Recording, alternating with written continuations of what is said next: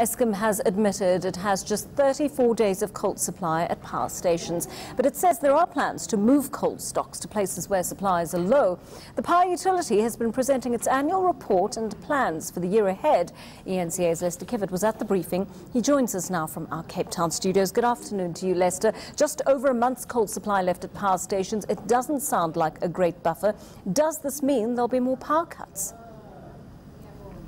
Eskom has assured consumers and South Africans that there is no need to panic over its dwindling coal stocks. This, Eskom says, is because of a lack of maintenance in terms of the main coal supplies in which it gets its coal from, as well as the Gupta link Tegeta mine, who's currently under business rescue. This is what Eskom says is causing these dwindling coal stocks. But the power utility says that it is in a process of rotating coal around the country where it is most needed. But at the same time, it says that it already has made application to National Treasury to ask for a diversion from normal tender practices, tender procedures, so that it can procure coal on an emergency basis. So while it says it currently has 34 days of coal stocks left in order to power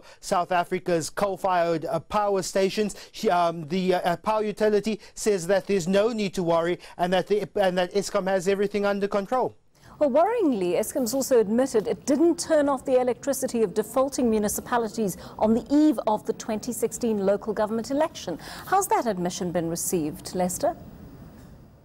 It's a shocking admission from Eskom. The utilities head of customer service, Ayanda Noah, admitting to Parliament's Public Enterprises Committee that she had personally received an instruction from the former Eskom CEO just on the eve of the 2016 local government elections, saying that at that time that it would not be wise to and would not fall well with the electorate if Eskom cuts the power to as many as 60 municipalities who are in the red with Eskom.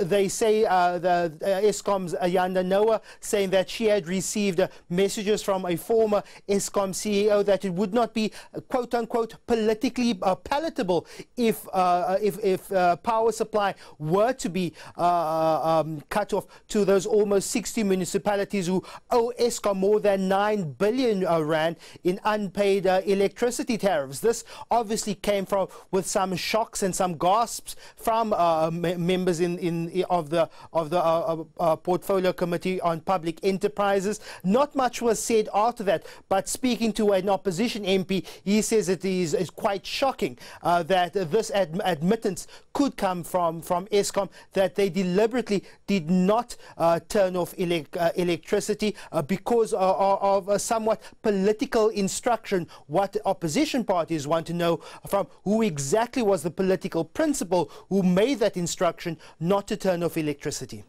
Let's look at this aspect of the story briefly, Lester. I believe Eskom is investigating quite a few of its staff for corruption at the moment.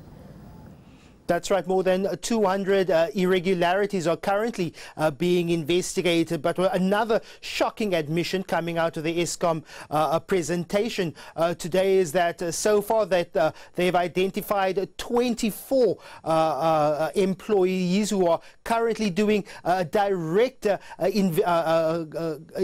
business with their own employer, with one employee having a 26 million rand contract with the power utility. Now, Eskom says that it has finalized remedial action for the majority of those 24 cases, with only 3 left outstanding. But Eskom says it's currently working through the rot. It's still getting through various internal investigations, and they say that the turnaround of the power utility is well underway. Also expecting for a new CEO and a new CFO, those names seems to be announced as early as the end of May. That's just next month. So it seems seemingly good news coming to the Parliament's Portfolio Committee, with Eskom saying that they're looking to make a turnaround not only in the operation or the operating of Eskom, but also with its books and also with its leadership structures.